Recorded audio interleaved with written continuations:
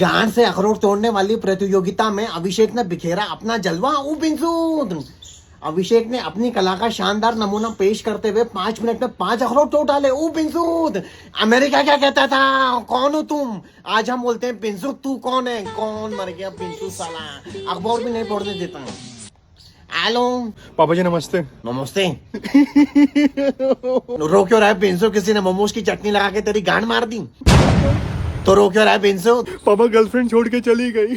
शुक्र है जान छूटी उसकी। ये पता तुझे छोड़ के क्यों गई? पापा उसका बर्थडे था और मैंने उसे कोई गिफ्ट नहीं दिया। हैं? इतनी छोटी सी बात के लिए तेरी गांड पे लात मार दी? हाँ पापा वो बहुत बुरी थी। बेटा एक बात अपने जीवन में याद रखना, बुरी लड़की लड़ा करती है, अच्छी लड़की खड़ा करती है बिंसू। पापा एक दिक्कत है। भौंक। पापा अब मैं अच्छी लड़की को गर्लफ्रेंड बनाऊंगा, पर जब उसका बर्थडे आएगा तो उसे गिफ्ट देने के लिए मेरे पास पैसे नहीं है। कैसी जिंदगी है बिंसू तेरी? 6 करोड़ लटका के चल रहा है पर जेब में 6 रुपए नहीं है तेरे। भग बिंसू।